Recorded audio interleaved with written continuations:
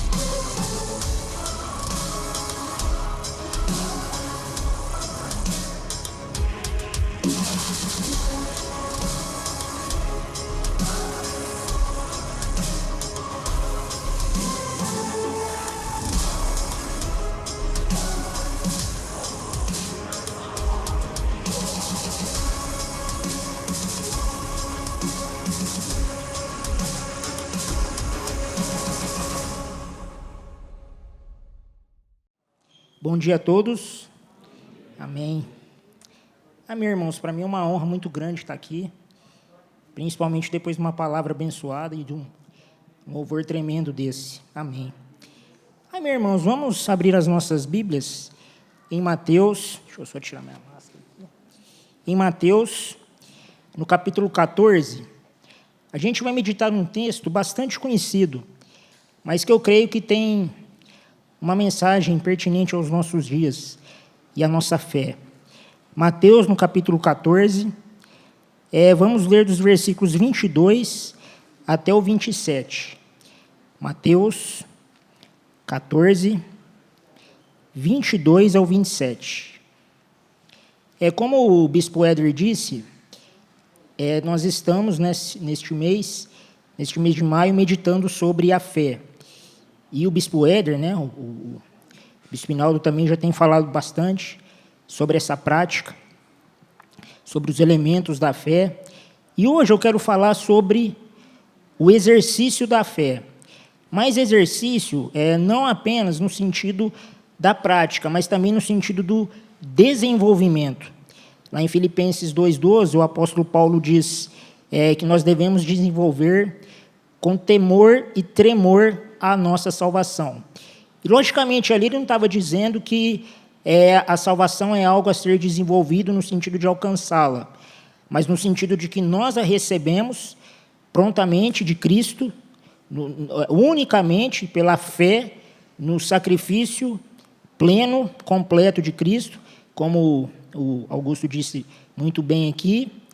Mas, na verdade, uma vez que nós tomamos posse, mediante o sacrifício de Cristo, nessa salvação, nós precisamos viver baseados nessa salvação. Mas a salvação ela vem mediante a fé. Então, essa fé também ela precisa ser praticada, mas não apenas no sentido da prática, mas também no desenvolvimento. Ou seja, à medida que nós vamos praticando, que nós vamos conhecendo a Jesus, que é o autor e consumador na nossa fé, essa fé vai se desenvolvendo, essa fé vai crescendo. E aqui nesse texto, fala sobre aquela conhecida passagem em que Pedro anda sobre as águas. E, na verdade, ali ele andou sobre as águas, mas ele estava acima de uma plataforma espiritual. E essa plataforma espiritual ela é constituída de 4 elementos. mas eu não vou falar deles aqui hoje. Na verdade, o que eu quero falar é sobre a situação, sobre os elementos que fundamentam esse fenômeno da fé. Ou seja, Pedro ele andou sobre as águas porque, na verdade, ele estava dentro de toda uma situação, de todo um contexto que o levou a exercer essa fé. E é justamente esses elementos que eu quero falar com vocês hoje, né, a fim de que nós possamos praticar e exercer a nossa fé em Jesus. Então, lá no versículo 22, do capítulo 14 de Mateus, diz assim: logo a seguir, compeliu Jesus os discípulos a embarcar e passar adiante dele para o outro lado, enquanto ele despedia as multidões. E despedidas as multidões, subiu ao monte, a fim de orar sozinho. Em caindo a tarde, lá estava ele, só. Entretanto, o barco já estava longe, a muitos estádios da terra, açoitado pelas ondas, porque o vento era contrário. Na quarta vigília da noite, foi Jesus ter com eles, andando por sobre o mar. E os discípulos, ao verem-no andando sobre as águas, ficaram aterrados e exclamaram: é um fantasma! E tomados de medo, gritaram. Mas Jesus imediatamente lhes falou: tende bom ânimo, sou eu, não temais. Então, como eu disse, às vezes a gente lê esse texto e a gente foca somente no fato de Pedro ter andado sobre as águas, ou seja, ele provou de um milagre. Isso, logicamente, demandou uma medida de fé. Mas para que a gente possa entender um milagre de uma maneira completa e as devidas aplicações desse milagre na nossa vida, a gente precisa entender todo o contexto, de maneira prévia, que é o que eu quero fazer aqui com vocês. Então, o primeiro ponto que a gente precisa analisar é vou usar aqui, né, o termo do Augusto, a dualidade ou a dicotomia, a separação entre discípulo e multidão. Embora na Bíblia seja muito clara essa diferença, mas, infelizmente, na prática do cristianismo, ela não é tão diferente assim. E, muitas vezes, a gente tem confundido as bolas. Ou seja, a gente tem dito que nós somos discípulos, mas, na verdade, agimos como multidão. E Pedro, ele provou do milagre de andar sobre as águas porque ele era um discípulo. Embora, às vezes, vacilante, mas ele era um discípulo. Assim como nós também, às vezes, somos vacilantes. Mas a distância entre um discípulo vacilante e uma multidão é muito grande. Então, a gente precisa entender, primeiramente, essa diferença. Porque é nisso que está o exercício da nossa fé. Então, aqui, Mateus ele fala de uma maneira muito clara. Compeliu Jesus os discípulos a embarcar e passar adiante dele para o outro lado, enquanto ele despedia as multidões. Então, aqui a gente já vê de uma maneira clara que o discípulo é aquele que crê em Cristo, assim como as multidões. As multidões também criam em Cristo. As multidões também criam que ele poderia fazer milagre. As multidões também criam que ele poderia resolver os seus problemas. Mas era uma coisa superficial. Por quê? Porque o discípulo era aquele que estava disposto a permanecer com Jesus e a fazer o que ele mandava. Então, aqui a gente vê, compeliu Jesus, os discípulos, a embarcar e passar diante para o outro lado. Se a gente lê esse texto isolado de toda a Bíblia, a gente corre o risco de pensar que isso aqui foi uma coisa sem repercussão nenhuma. Foi uma coisa assim, circunstancial, momentânea. Jesus queria orar, ele queria ir lá no monte, só que ele queria ficar sozinho, porque a oração era algo fundamental no ministério de Jesus. Ele queria ficar sozinho, então meio que ele despachou os discípulos, mas não. Aqui, quando a gente lê esse texto como todo bíblico, a gente vê que isso era apenas um trailer, ou seja, era apenas uma introdução ao chamado, à vocação apostólica. Porque é interessante que aqui, na verdade, é uma introdução ao chamado de Jesus aos seus discípulos, lá em Mateus 28, 19, quando ele diz: ide por todas as nações, fazendo discípulos, ensinando o que eu vos tenho dito, e batizando-os em nome do Pai, do Filho e do Espírito Santo. Então, essa narrativa de Mateus, na verdade, ela está dentro daqueles 40 dias em que Jesus, depois de ressurreto, se apresenta aos discípulos, falando coisas concernentes ao reino de Deus, que está lá em Atos, no capítulo 1. Então, nesses 40 dias em que Jesus ficou conversando com os discípulos, ou seja, dando orientações para o chamado, a chamada vocação apostólica com que nasceu a igreja, foi dentro desses 40 dias. Então, Jesus também deu esse mandato de ir por todas as nações, tanto que Atos 1:8, né, um texto aí bastante conhecido, Lucas vai reiterar isso, mas a introdução a todo esse chamado apostólico começa aqui. Jesus compeliu-os a embarcar e passar adiante dele. O que é esse adiante dele? Esse adiante dele significa para a gente que a nossa fé é aquela que nos fundamenta em Jesus, ou seja, aquela que sustenta o nosso relacionamento com Jesus, mas esse relacionamento ele vai redundar em um chamado vocacional. Ou seja, aquele que crê em Jesus precisa ter a consciência de que a vida dele é totalmente para exercer uma vocação. Então, aqui a gente já vê a primeira diferença entre discípulo e multidão. Porque a multidão, ela vai a Jesus para o benefício próprio. O discípulo, ele vai para cumprir a vocação que lhe foi estabelecida por Cristo, pelo Senhor. Então, o discípulo é aquele que tem a consciência de que toda a sua vida, na verdade, visa o cumprimento da vocação, da soberana vocação. Que, por exemplo, o apóstolo Paulo fala lá em Filipenses, né, Filipenses no capítulo 3, quando ele diz, né, que corramos para o prêmio da soberana vocação. Então, a questão é, a nossa vida, a sua vida, qual que tem sido o principal plano da sua vida? Como você tem visto a sua vida?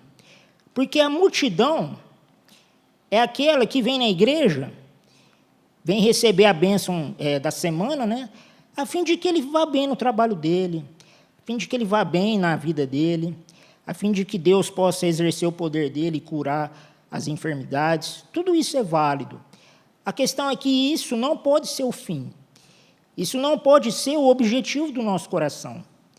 Porque o discípulo é aquele que vem a Cristo, logicamente reconhecendo a necessidade da salvação, mas a partir do momento que ele tem essa experiência com o Salvador e que recebe dele a salvação, a vida dele consiste em cumprir a plenitude da vontade do seu Senhor. Então, cessam-se os projetos próprios. Logicamente que aqui eu não estou dizendo para que nós não tenhamos projetos próprios, mas os nossos projetos próprios precisam ter, em primeiro lugar, o cumprimento da vocação.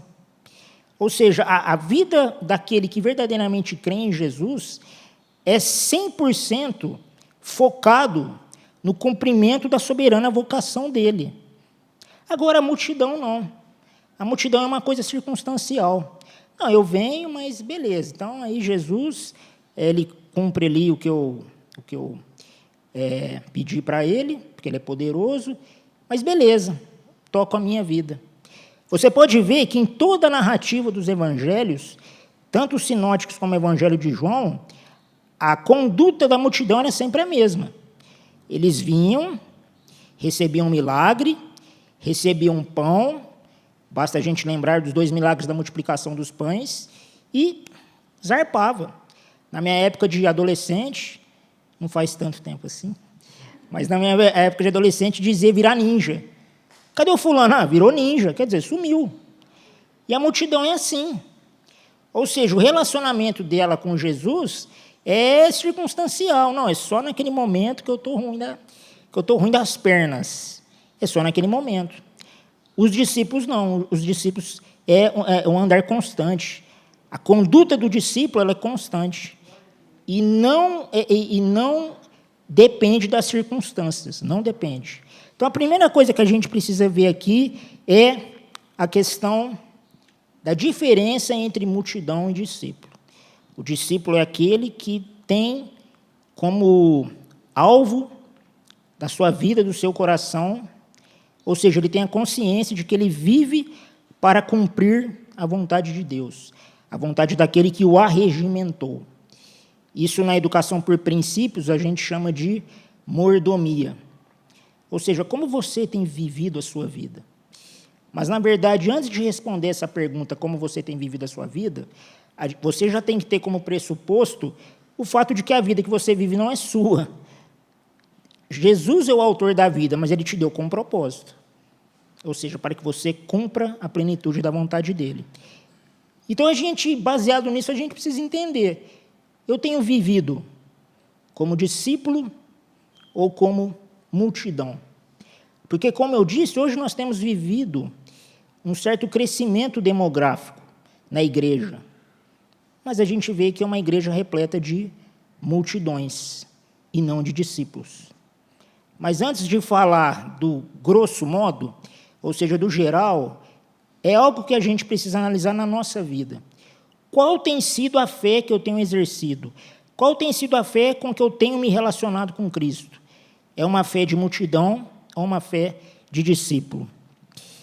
E aí, pessoal, o segundo ponto aqui está lá no versículo 24, que diz assim: o barco já estava longe, a muitos estádios da terra, açoitado pelas ondas, porque o vento era contrário.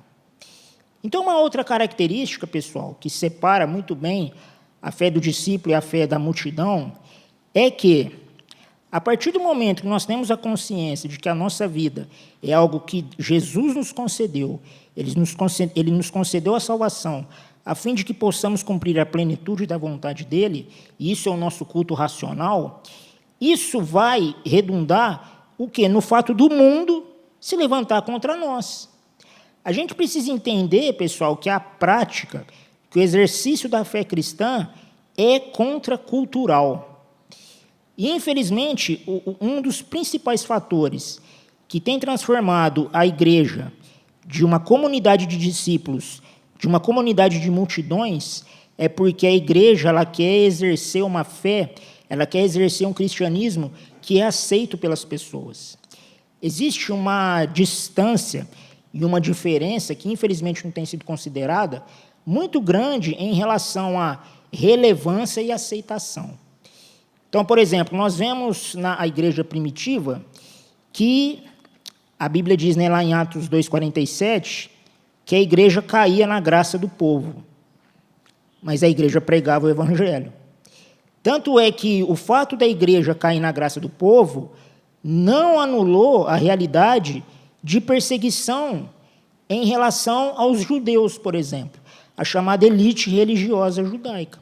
Se você vê, por exemplo, a partir do capítulo 4 de Atos, e isso vai se intensificando ainda mais, a perseguição da cúpula judaica, principalmente do Sinédrio, dos fariseus, que é chamada também de seita judaizante, contra os cristãos.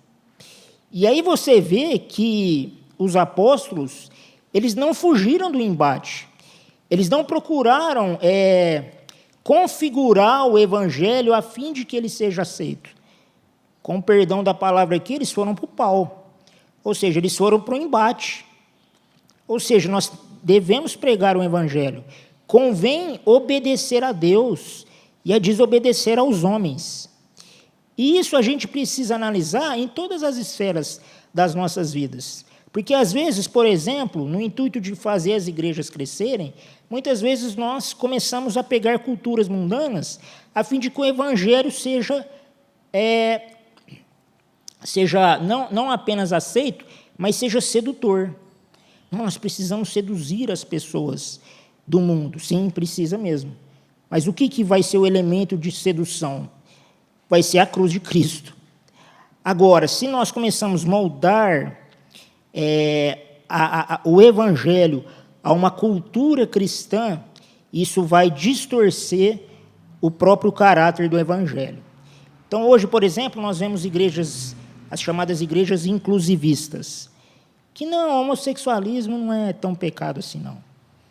Não, adultério também não é tão pecado assim, não. Afinal, a carne é fraca, né? Tem que relevar a coisa aí, que é a chamada hipergraça.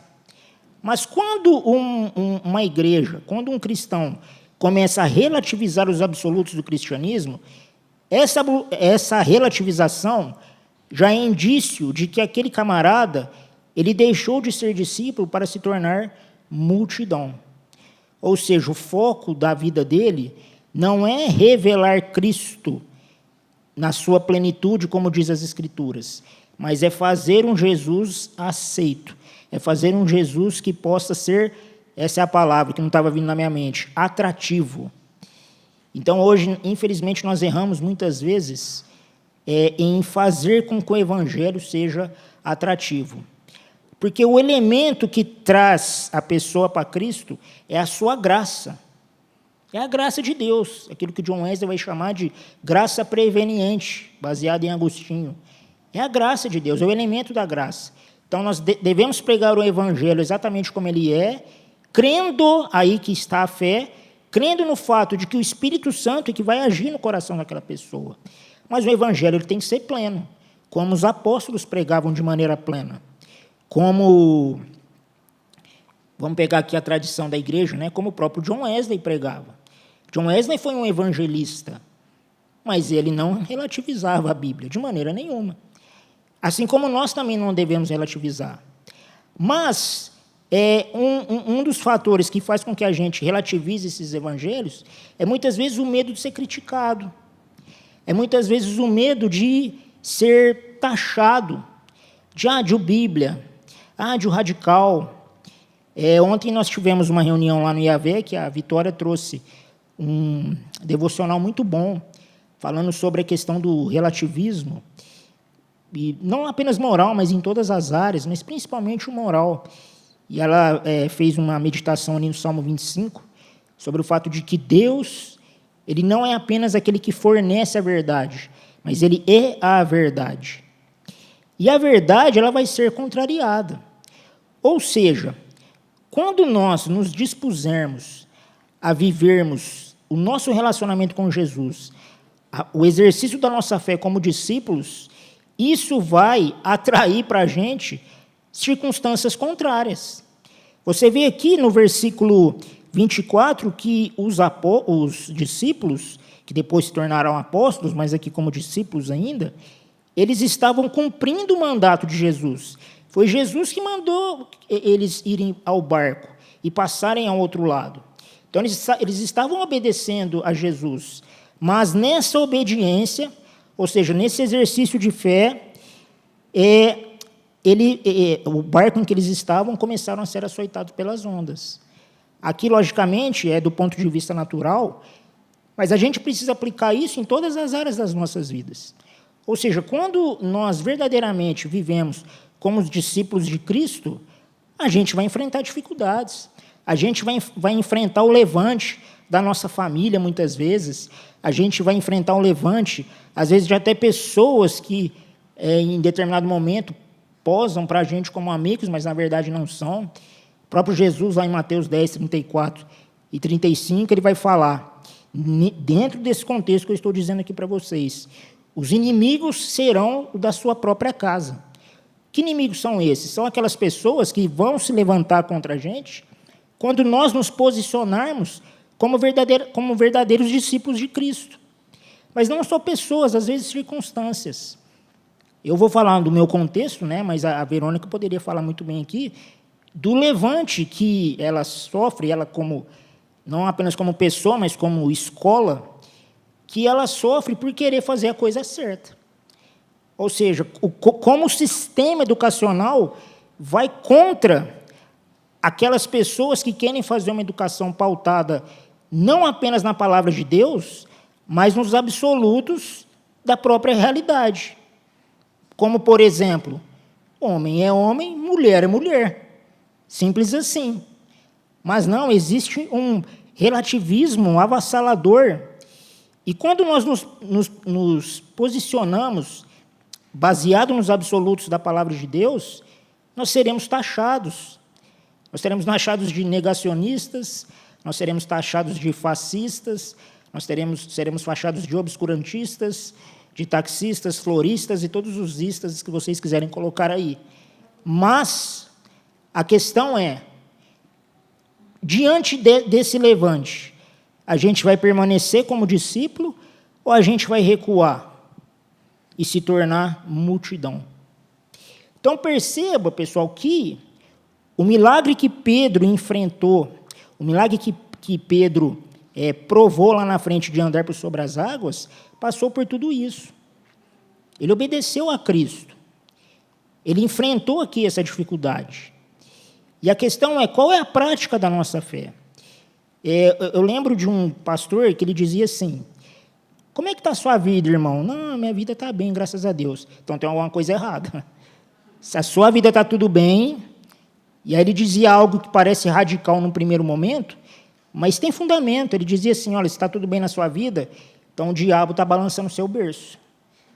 E aquela coisa, não, fica aí, bonitinho.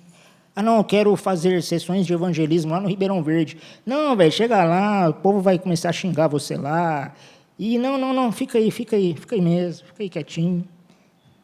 Ah, vamos fazer PGD. Não, velho, você tem que descansar à noite. Não, fica aí quietinho. Beleza. E aí só o diabo... Logicamente, né, pessoal, estou falando diabo aqui, mas sem querer espiritualizar muitas coisas, mas às vezes o nosso próprio desânimo, o nosso próprio cansaço. E eu estou falando aqui, mas eu também muitas vezes sou tentado a me acomodar muitas vezes a esse cansaço, a esse desânimo. A questão é que quando nós nos rendemos a isso, nós estamos sendo sujeitos do diabo que está balançando o nosso berço. E sem perceber, nós estamos agindo como multidão. Então, como nós agimos como multidão, nós não obedeceremos a Jesus, nós não teremos a circunstância contrária e, consequentemente, nós não teremos o milagre. Porque o milagre, pessoal, por definição, é uma atitude extraordinária. Então, o milagre, para ele acontecer, precisa ser numa situação adversa. Você pode ver que todos os milagres que Jesus fez, e todos os milagres relatados pela Bíblia, de capa a capa, foram manifestações em situações adversas. Porque se a situação está tudo tranquila, milagre, logicamente nós podemos dizer, o fato de tudo estar tranquilo é um milagre em si. Tudo bem, é verdade. Mas a nossa fé, na verdade, ela demanda um patamar maior. Então, você pode ver que todo cristão passa por dificuldades. O próprio Jesus disse isso, olha, no mundo vocês terão aflições, mas tem de bom ânimo, eu venci o mundo. Então, o milagre, para acontecer, ele precisa de uma situação adversa. Mas essa situação adversa não é a situação que muitas vezes nós criamos pela nossa desobediência, porque tem isso também. Às vezes, às vezes não, né? A orientação da vontade de Deus sobre a nossa vida está de maneira muito clara na Bíblia. Mas aí a gente, né, como cabeça dura que a gente é muitas vezes, a gente desobedece. E aí essa desobediência tem as suas circunstâncias, que é o princípio, né, que na educação por princípios chama de semear e colher. Então a gente tem as circunstâncias negativas que a nossa desobediência causa. E aí a gente fica pedindo pela intervenção, pelo milagre. Mas essa circunstância não foi Deus que nos colocou, mas foi a nossa própria desobediência. E, logicamente, que Deus, na sua misericórdia, se nós nos arrependermos verdadeiramente, Ele vem e cumpre com o milagre. Mas o milagre que eu estou dizendo aqui é aquele milagre que acontece exatamente naquela situação difícil que nós nos encontramos como resultado da nossa obediência a Deus. Ou seja, como consequência de nós nos posicionarmos como discípulos de Jesus. ou seja, de nós crermos que Jesus, de fato, é Senhor e Salvador da nossa vida. Então, ele me salvou com um propósito, e qual é esse propósito? Lá em Efésios 2,10 ele vai dizer, né, que nós fomos salvos para a prática das boas obras. Então, quando eu tenho a consciência de que eu fui salvo por Cristo para a prática das boas obras, eu vou me comportar como discípulo, e por me comportar como discípulo, isso vai fazer com que eu enfrente situações difíceis. E são nessas situações difíceis que o milagre se manifesta. Eu posso falar aqui, eu poderia ficar falando durante o dia todo aqui de situações difíceis na minha vida que eu tenho a intervenção de Deus. Como eu sempre digo, a minha vida é um milagre total. O fato de eu amanhecer vivo todos os dias é um milagre. Mas existem outras situações. Então, a questão é que, quando nós nos posicionamos como discípulos, as ondas virão. Ou seja, nós enfrentaremos situações difíceis. Mas aí, pessoal, no versículo 25, diz assim: na quarta vigília da noite, foi Jesus ter com eles, andando por sobre as águas. Então, pessoal, uma segurança que a gente tem que ter é, se nós estamos numa situação difícil, por conta de nós nos posicionarmos como discípulos de Cristo, saiba que a intervenção de Jesus acontecerá. Jesus, ele virá. Lá em Mateus 28:20, ele diz que depois que ele fez o chamado para ir por todas as nações, ensinando tudo aquilo que Jesus ensinou, batizando-os em nome do Pai, do Filho e do Espírito Santo, ele diz: e estareis convosco todos os dias até a consumação dos séculos. Então, Jesus estará conosco. E a nossa fé precisa estar nisso. Tá, eu estou passando por uma situação difícil. Nós aqui estamos passando por situações difíceis. Pessoas estão enfrentando enfermidades, não apenas o Covid, mas principalmente o Covid. Famílias enlutadas. Nós, como igreja, estamos passando uma situação difícil. Nós vemos aí uma certa, não perseguição, né? Porque quando a gente usa esse termo perseguição, a gente já lembra perseguição no nível apostólico, no nível da igreja primitiva. Lógico que a gente está longe disso. Mas a gente vê que assim, paira sobre a igreja uma certa ameaça contra a igreja. Então, nós estamos passando um momento turbulento, podemos dizer. Só que a nossa fé precisa estar firmada que nós precisamos ter a consciência que esse momento difícil é por conta da nossa obediência a Deus, é por conta do nosso posicionamento como discípulos de Cristo, mas sabendo que Jesus intervirá, que Jesus está conosco. É interessante que, quando diz a quarta vigília da noite, aqui, pessoal, fala da hora, vamos dizer assim, né, o auge da madrugada. Porque o que acontece? A divisão de horários dos hebreus é interessante. Então, um dia vai das 6 da manhã às 6 da tarde, e aí a noite vai das 6 da tarde até às 6 da manhã.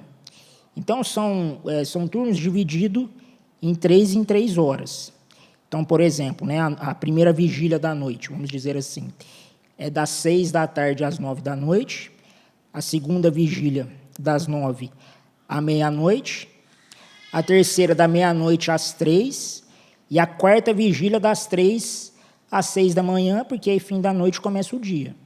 Então, quando a gente lê lá em Levítico, por exemplo, Levítico 25, 27, a gente vê da questão dos dois sacrifícios, o sacrifício da manhã e o sacrifício da tarde. O sacrifício da tarde era exatamente das 3 às 6 da tarde, que era o fim do dia. Tanto que quando Jesus ele é crucificado na terceira vigília do dia, ou seja, o meio-dia, mas aí a Bíblia diz que houve trevas, ou seja, a própria natureza ali agiu a fim de que Jesus fosse o pleno sacrifício, mas o sacrifício da tarde dos judeus, que é o que Hebreus vai falar depois, lá no capítulo 8, 7, 8 e 9. seja, Jesus, tanto como sumo sacerdote, como sacrifício perfeito. Então, aqui, eles estavam na quarta vigília da noite, ou seja, entre as 3 da madrugada às 6 da manhã. Ou seja, aquele horário máximo de madrugada, mas já na véspera do amanhecer de um novo dia. E aqui, pessoal, às vezes a gente enfrenta situações na nossa vida que parece que não tem saída. Ou seja, é a hora mais escura do dia. É o momento mais escuro do dia. Eu lembro que, antes de eu começar a fazer o tratamento de oxigenoterapia, a minha respiração era muito, muito, muito difícil. E eu lembro de umas 3 vezes assim, eu estava tomando um banho, e aí você precisa fazer os movimentos, né, para lavar a cabeça, aquelas coisas, e você puxava assim, a respiração não vinha.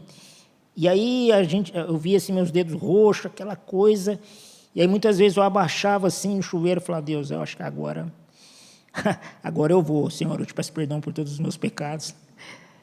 E, de repente, assim, aquela coisa vinha voltando, e com dificuldade eu terminava o banho, e beleza. Mas muitas vezes passou um filme assim na minha cabeça. Nossa, agora eu acho que eu vou, Porque eu tinha muito medo, né, de ter derrame, esse tipo de coisa. Mas a gente vê que, logicamente, usando os meios médicos, Deus tem me abençoado. Com todas as minhas dificuldades aqui, eu estou pregando para vocês sem máquina. Isso é um milagre. Mas nesses momentos assim que eu falei, não, eu acho que agora chegou a minha hora, era a quarta vigília da noite para mim.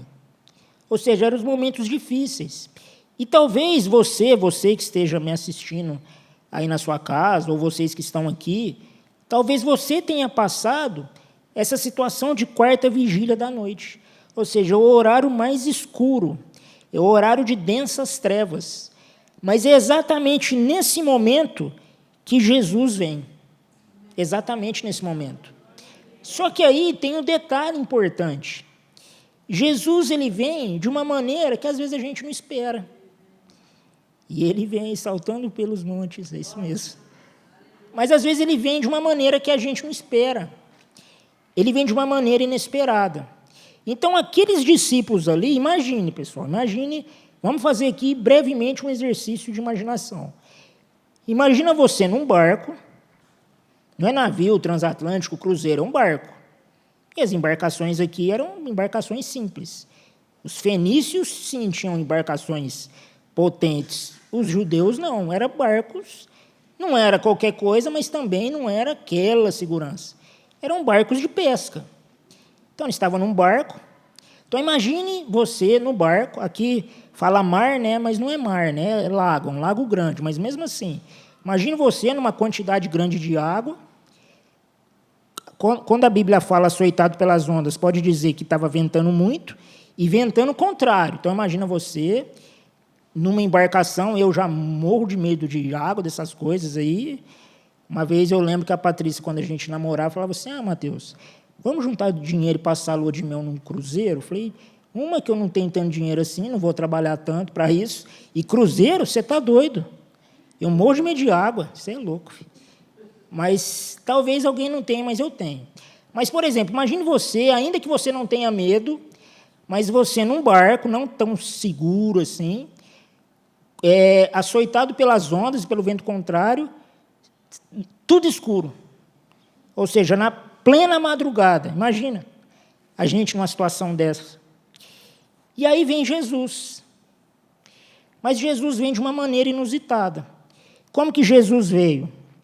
Andando por sobre o mar. Então, imagine a gente em toda essa situação, bem adversa, e aí vem alguém andando por sobre as águas. Fala, pronto, é o Leviatã que está vindo ali. O que é isso? E aí a Bíblia diz, né? E os discípulos, ao verem-no andando sobre as águas, ficaram aterrados. Outras traduções dizem aterrorizados. E exclamaram, é um fantasma. E, tomados de medo, gritaram. Então, é interessante a gente pensar nisso, porque numa situação adversa, o próprio Jesus se manifestou, mas isso não foi motivo de paz. Isso foi motivo de medo. Eles ficaram com mais medo ainda. Então, já tinha a situação diversa do vento, das ondas, aquele medo, a gente vai afundar, e aí vem alguém andando por sobre as águas. Imagina, tudo escuro, aquele vento. Às vezes a gente lê assim, a gente tem que ler a Bíblia com uma imaginação a 100 por hora. A gente tem que dramatizar a coisa mesmo. Logicamente, a gente não vai transformar a Bíblia em ficção, mas a gente tem que dramatizar a coisa para a gente entender a mensagem. Então, imagine a situação, a pressão desses discípulos aqui, e Jesus ele vem andando por sobre as águas. Mas Jesus vem de uma maneira diferente. O que isso, pessoal, pode representar para a gente? Infelizmente, a gente, por conta do nosso coração corrompido, por conta da nossa mente corrompida, né, uma coisa que os teólogos vão chamar de efeitos noéticos do pecado, muitas vezes a gente vai ler a Bíblia a fim de conhecer a pessoa de Jesus, e a gente interpreta a Bíblia de acordo com os nossos pressupostos. E aí a gente acaba concebendo um Jesus do nosso gosto, e não um Jesus que a Bíblia revela. E aí a gente cria as nossas expectativas nesse Jesus que a gente concebeu com a nossa cabeça. Mas aí Jesus vem de uma maneira completamente diferente. E aí, ao invés disso ser um elemento de paz e de fé, torna-se um elemento de medo. Ah, não, mas aquele irmãozinho que eu não vou muito com a cara dele, ele foi lá, naquele exato momento ele foi orar comigo. Não pode ser. Por que não pode ser? Muitas vezes, a gente até rejeita a intervenção de Jesus na nossa vida, porque não veio do jeito que a gente quer. Ah, não, Deus, aí é brincadeira. Aquele irmãozinho lá, está de sacanagem, o cara nem olha na minha cara. É ou não é? E não só nisso, não só na questão do relacionamento pessoal, mas qualquer outras circunstâncias. Por quê, pessoal? Porque a gente precisa entender o seguinte: nós adoramos, nós cultuamos, nós seguimos o Jesus revelado pela Bíblia, e não o Jesus que nós criamos de acordo com as nossas expectativas. Então, é uma coisa que eu sempre falo aqui, né? Então, hoje, existem vários tipos de Jesus. Aí você tem o Jesus coaching, você tem o Jesus skatista, você tem o Jesus muito louco, enfim. Por quê? Porque são todas tentativas de criar um Jesus que vai de acordo com a minha perspectiva, que vai de acordo com aquilo que eu quero. Você pode ver, né? Eu, por atuar na área de ensino bíblico, às vezes a gente pega alguns alunos assim: professor, mas Jesus não falou muito bem aquilo que você diz que ele falou. Eu falei, então, abre a sua Bíblia, irmão. Não sou eu que estou dizendo, é a Bíblia que está falando. Mas você tem que entender que o contexto hoje é diferente. É verdade, o contexto hoje é diferente, mas a Bíblia não muda. A Bíblia é exatamente assim. É logicamente que nós devemos considerar o contexto atual a fim de aplicar o Evangelho que é imutável. Então, existe uma diferença. Existe uma diferença entre você conceber a imagem plena do Evangelho e aplicá-la de uma maneira que ele seja palatável para as pessoas, seja acessível. A questão é quando a gente quer mudar a mensagem da própria Bíblia. Aí não, cara pálida, aí não. E aí o que acontece? Quando Jesus ele se manifesta exatamente da maneira como ele quer se manifestar, as pessoas o quê? O rejeitam. Então você pode ver que em muitas dessas igrejas aí, que concebem um Jesus completamente desfigurado com as Escrituras, quando você vai pregar o evangelho verdadeiro para eles, você vai ser taxado de fascista, você vai ser taxado de fundamentalista, como se isso fosse algo ruim, ser fundamentalista. Eu sou fundamentalista, eu sou fundamentalista bíblico. Eu não leio a Bíblia pelo método histórico crítico, eu leio pelo método histórico gramatical, ou seja, eu considero o contexto, eu considero a mensagem, e hoje, principalmente nesse contexto de relativismo, quando se vai para o campo da literatura, da interpretação do texto, hoje existe uma máxima que diz assim: a mensagem do texto ela é subjetiva. A mensagem do texto não é o que o autor quis dizer, é o que você entendeu que o autor quis dizer. E tem muita gente que está trazendo isso para a leitura bíblica. Aí, irmão, aí fica fácil. Mas não é essa a questão. Porque quando você concebe um Jesus diferente das Escrituras, de acordo com aquilo que você quer que Jesus seja, quando ele se manifestar, ele não vai gerar fé no seu coração, ele vai gerar medo. Por quê? Porque é o Jesus verdadeiro que é diferente do Jesus que você concebeu. Então, aqui os discípulos, infelizmente, eles não reconheceram a Jesus. E aí a questão é que uma coisa que a gente precisa sempre estar em confronto. O Jesus que eu acho que ele está em conformidade com o Jesus que as Escrituras revelam? Aí é que está a questão. E aí no versículo 27, Jesus diz assim: mas Jesus imediatamente lhes falou: tende bom ânimo, sou eu. Sou eu. E aqui a gente não pode ler esse versículo sem, na verdade, e não precisa abrir, eu vou abrir aqui rapidamente, lá em João 10, não precisa abrir, eu vou ler aqui rapidamente, lá em João 10, cadê? Diz assim, João 10, de 1 a 5. Em verdade vos digo, o que não entra pela porta no aprisco das ovelhas, mas sobe por outra parte, esse é ladrão e salteador. Aquele, porém, que entra pela porta, esse é o pastor das ovelhas.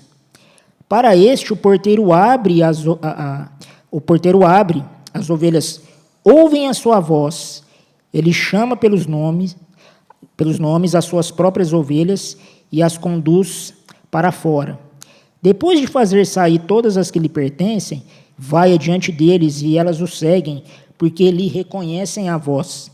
Mas de modo nenhum seguirão o estranho, antes fugirão dele, porque não reconhecem a voz de estranhos. Então é interessante, uma vez eu ouvi um vídeo, e eu achei fantástico assim, esse vídeo, porque é um princípio que está na Bíblia, mas eu ainda não tinha visto esse princípio se manifestando na natureza.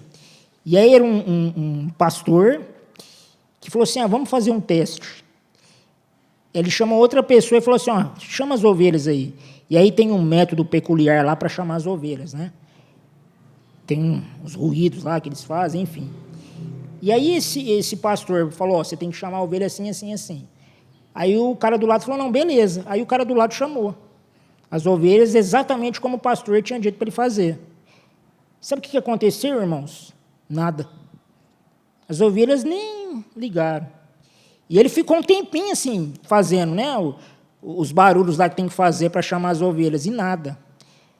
E aí o pastor fez assim, tipo assim, deixa eu agora.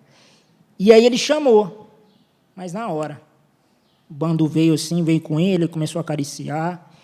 Eu falei, cara, que tremendo. E é esse princípio natural que Jesus estava usando aqui. As ovelhas conhecem a voz do pastor. Eles não ouvirão a voz de estranhos. E isso se aplica à nossa vida. Aquele que crê em Jesus como Senhor e por isso se torna discípulo de Jesus, ele não será seduzido pelos falsos evangelhos. Ele não será seduzido por esses... Tem um pastor amigo meu, né, o pastor Levi Gabriel, que diz o evangelho dos ursinhos carinhosos, que acaricia, né, esse sentimentalismo, essa coisa toda. Não venha que Jesus perdoa o seu pecado. É verdade, Jesus perdoa o pecado, mas ele confronta. Esse Jesus cujo amor não é um amor bíblico. Enfim, as pessoas que são discípulos de Jesus, elas não conseguem ouvir, eu digo não apenas ouvir, mas dar ouvidos, no sentido de seguir a voz de estranhos. Pode ver, pessoal, e eu assim, quero até parabenizar aqui o trabalho que os jovens têm feito, e graças a Deus, né, que Deus abençoe muito aí a vida da Vitória, a vida do Venâncio, a vida do pessoal aí que tem exercido esse chamado. Eu, particularmente, eu até falei para ele, né, eu fiquei muito feliz quando o Venâncio foi colocado como o supervisor doutrinário, né, vamos dizer assim. Eu fiquei muito contente porque o Venâncio é um cara ortodoxo. Falei, não, então os jovens estão em boas mãos. Mas pode ver que os jovens daqui, logicamente não são perfeitos, como ninguém é perfeito, obviamente, mas quando vem uma heresia, opa, não, isso aqui tá errado. Como se diz, né? O que você está arrumando, meu filho? O que você está arrumando? Porque não, é uma voz estranha. É um evangelho estranho. Aquele evangelho de Jesus não é mais o centro, você é o centro. O quê? É uma voz estranha, não cola. Não, porque a Bíblia não é a palavra de Deus. Opa, não cola isso aí. Ah, não, porque a gente tem que aceitar todos do jeito que eles estão, sem confrontar pecado. Evangelho estranho. Então, a questão é, a multidão, essa sim ouve. Por quê? Porque a multidão Maria vai com as outras. O negócio é um amontoado de gente. Como diz, né? Segue o fluxo. Mas o discípulo de Jesus, não. Ele não consegue ouvir vozes de estranhos. Então, quando Jesus ele se manifesta, aí sim a gente reconhece. Ainda que seja de uma maneira adversa, ainda que seja de uma maneira inusitada para a gente, mas o discípulo reconhece a voz de Jesus. E a gente reconhece a intervenção dele na nossa vida. Amém, irmãos? Então era isso. Né? E só para encerrar de verdade agora, eu quero encerrar, né, esse sermão exatamente com a advertência, né, com o que Jesus disse aos discípulos: tende bom ânimo, não temais. Tende bom ânimo, irmãos, não temais. A gente pode passar situação difícil, mas Jesus estará com a gente. Ainda que venham andando por sobre as águas, mas Ele virá, Ele estará conosco. Amém? Amém. Vamos ficar de pé. Quero fazer uma oração. Amém. Toda honra e toda glória seja dada a Jesus. Aleluia. Louvado seja o seu nome. Amém, irmãos. Vamos fechar os nossos olhos. Quero fazer somente uma breve oração aí para a gente encerrar. Senhor Jesus, nós te agradecemos, Deus, porque o Senhor está conosco, Senhor, em todos os momentos. Deus, obrigado, Deus, pela tua palavra, que é Espírito e vida. Que o teu Espírito Santo, Deus, nos capacite a cada dia mais sermos discípulos, Deus. Que a nossa fé, o nosso relacionamento, não seja de multidões, mas seja de discípulos, Deus, aquele que permanece contigo em toda e qualquer circunstância, aquele que não retrocede, Senhor. Deus amado, em nome de Jesus, abençoe a minha vida, abençoe cada um dos meus irmãos, que possamos estar cada dia mais firmados em Ti, para a honra e glória do Teu nome, Senhor. Em nome de Jesus, Deus, eu abençoo, Senhor, para a honra e glória do Teu nome, o nosso domingo, a nossa semana, em nome de Jesus, amém. Amém, aleluia.